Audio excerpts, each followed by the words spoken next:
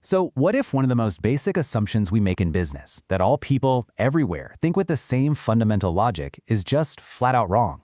And what if that one blind spot is costing you millions in failed products and completely misunderstood customers? Let's dig into a framework that can fix that. Let's start with a story. It's a classic tale, really, about a huge global company that bet millions on a single powerful belief that some human desires are just universal. Well, they learned the hard way that they're not. The drink was called Apex.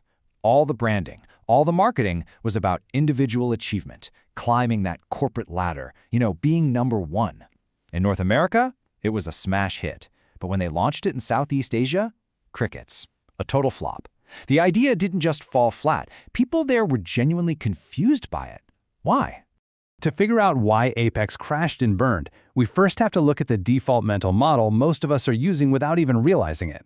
It's built on a really famous and, it turns out, flawed linguistic theory. The idea comes from the legendary linguist Noam Chomsky, and it goes like this. Language is basically a human operating system. Deep down, every single one of us is born with the same core software pre-installed in our brains. So, languages like English or Japanese, they're just different apps running on that same universal OS. And this is a great way to visualize that traditional model. Look at where culture is. It's just a thin layer of paint on the very top. The real foundation, the deep stuff that supposedly makes us all the same, is that universal grammar at the base. Okay, but then a discovery was made deep in the Amazon that didn't just challenge this model, it completely shattered it. And ironically, it came from a linguist who went there looking for proof of this universal blueprint and found the exact opposite. A linguist named Daniel Everett spent decades living with the remote Amazonian tribe, the Piraha. He originally went there as a missionary and a linguist, totally expecting to find evidence for these universal systems. But instead, he found something that, according to the theory, just shouldn't exist. Get this. The Piraha language was missing things that linguists thought were absolutely essential. They have no words for numbers. Not one, not two, nothing. No consistent words for colors. And they don't have recursion.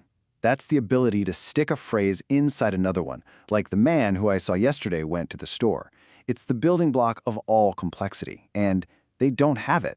Now here's the big aha moment. Their language isn't broken. It's perfectly designed for their culture. The Piraha live by one single core value, the immediacy of experience. If you haven't seen it yourself or you didn't hear about it from someone who's still alive and saw it, it's not real enough to have a word for it. And that explains everything. Of course you don't have a word for the number 5. You can't see the concept of 5. Of course you don't have creation myths. No one alive witnessed it. Their culture isn't a layer on top of their language. Their culture builds their language. This amazing discovery gives us a new, much more powerful framework for leaders, one that basically flips that old model completely on its head. Just look at this. It shows the paradigm shift perfectly. On the right, that's the new model. The whole stack is inverted. Culture isn't the paint on top anymore. It's the architectural blueprint in the middle. And language? Language is the specific tool that a culture creates to build its reality. Language isn't an instinct. It's a cultural tool. And that changes everything for us as leaders. It means you can't just translate your words. You have to understand the cultural grammar that gives those words their meaning. The failure of Apex wasn't a bad translation. It was a cultural blind spot. They were trying to sell a product based on individual ambition to a culture that hadn't built a tool for that concept, because their blueprint was all about community harmony. Okay, so this is a fantastic insight, but how do you actually apply it? Let's turn this into a practical playbook you can start using right away. First, get really skeptical of anything that's being sold to you as universal. Second, you've got to prioritize deep immersion over surveys and focus groups. You can't understand a culture's blueprint from a conference room.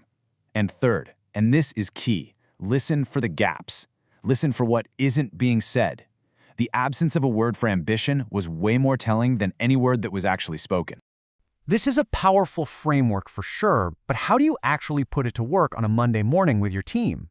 Well, here is a concrete experiment you can run next week. We're going to try an experiment inspired by the Piraha. The goal here is simple, to strip away all the abstract corporate jargon and see the concrete, experiential reality of what your team is actually doing. So here's how it works. Pick one of your company's big abstract value words. You know the ones: innovation, synergy, customer centricity. Then, for 1 week, you ban that word. Nobody on your team is allowed to say it. If they need to talk about that concept, they have to describe what they are actually doing in concrete physical terms. So instead of, we need to drive innovation, it becomes, this afternoon, I'm going to test a new checkout button with 10 customers. You will be stunned by what you learn about what that abstract word truly means to your team. And that leaves us with one last, really crucial question to think about. Your biggest business opportunities and your most dangerous blind spots, they aren't hiding in what your customers are telling you. They're in the untranslatable truths their culture lives by. Your job as a leader is to go find them.